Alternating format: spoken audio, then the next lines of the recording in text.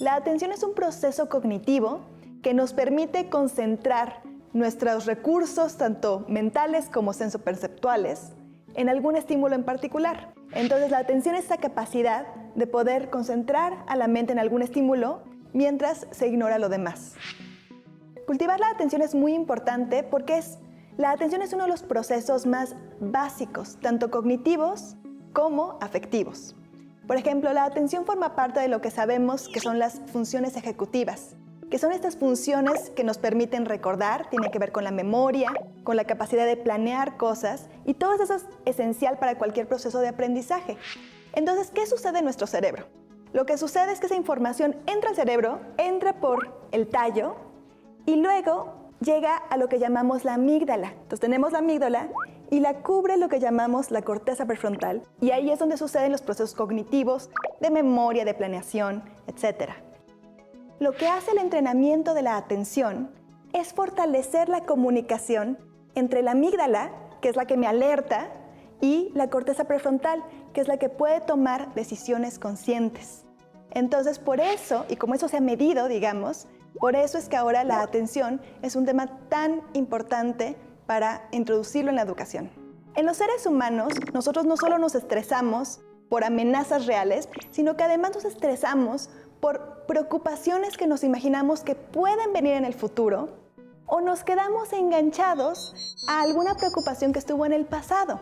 Entonces puede que estemos ya en casa, que estemos a salvo, que lo que sea más importante en ese momento sea estudiar o convivir con la familia o hacer cualquier actividad, pero nuestra mente sigue enganchada con las preocupaciones pasadas o con posibles preocupaciones en el futuro. Entonces, lo que nos permite el entrenamiento de la atención es darnos cuenta de esto, darnos cuenta que ya no estamos en una situación de amenaza y poder generar un proceso que nos haga recobrar la calma y que nuevamente también incluso nuestro sistema nervioso pueda regresar a un estado de balance. La educación socioemocional es un proceso de aprendizaje continuo en el que desarrollamos la capacidad primero de conocernos a nosotros mismos, autoconocimiento. Aprendemos también a regular nuestras emociones y por lo tanto también nuestra conducta, eso es la autorregulación. También aprendemos a tomar decisiones conscientes y autónomas. Es la capacidad de ver a los otros, de tomar la perspectiva de los demás, esto es la empatía.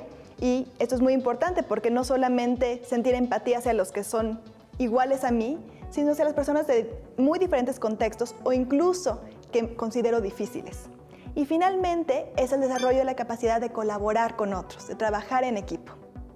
Y ahora las investigaciones, por ejemplo, en el campo de la neurociencia, de la psicología cognitiva y de la educación misma, lo que demuestra es que con intervenciones en el aula, desde pequeños podemos desarrollar nuestra capacidad para regularnos mejor, la conciencia de nosotros mismos, la capacidad, por ejemplo, de sentir empatía no solamente por las personas cercanas, sino por personas de otros contextos y que incluso son muy diferentes a mí, la capacidad también para colaborar con otros y de tomar decisiones autónomas.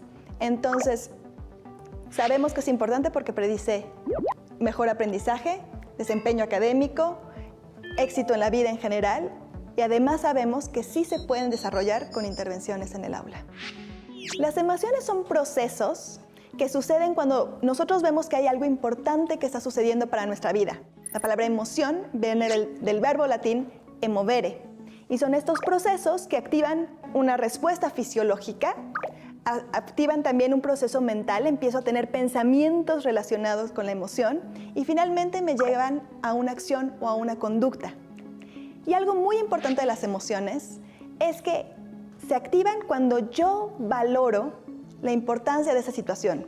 Imaginemos, por ejemplo, que estamos estudiando, no sé, a lo mejor alguna poesía o algo de una pieza de literatura. Y si esta actividad nos genera entusiasmo, entonces es mucho más probable que pongamos atención y que nos involucramos realmente en esa tarea, ¿verdad? Sin embargo, si al leer eso, por ejemplo, me siento completamente aburrida o no encuentro el interés, pues no es tan fácil involucrarme en ese proceso. Por otro lado, si por ejemplo a mí me genera ansiedad o me genera miedo hacer un problema de matemáticas y mucho más quizá pasar al frente al pizarrón a resolver un problema de matemáticas, entonces lo que sucede es que este miedo, y eso está muy estudiado, impide, bloquea o nubla mis capacidades cognitivas. Ya no tengo todas mis capacidades de planeación, sino simplemente estoy pensando en una modalidad de sobrevivencia. O huyo, o ataco, o me paralizo.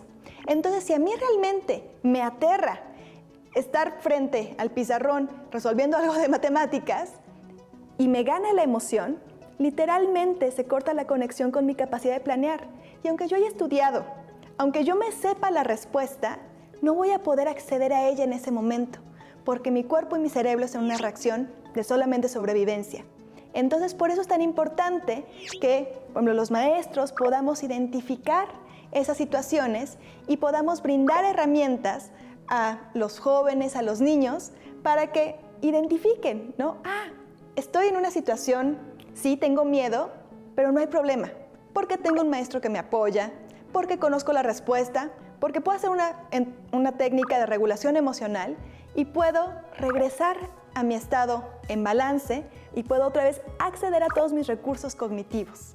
Y hoy sabemos que con entrenamiento puedo hacer nuevos caminos en mi cerebro que me permiten actuar de otra manera. Entonces, los mejores momentos, por supuesto, son en algunos momentos de la infancia, por ejemplo, entre los 4 y 6 años hay una ventana de oportunidad donde se hacen muchas conexiones en el cerebro. También es así en la adolescencia, por ejemplo, en la etapa de secundaria, pero de hecho, esto sucede a lo largo de toda la vida. Entonces, no importa la edad que tengamos, la educación socioemocional es una tarea de vida.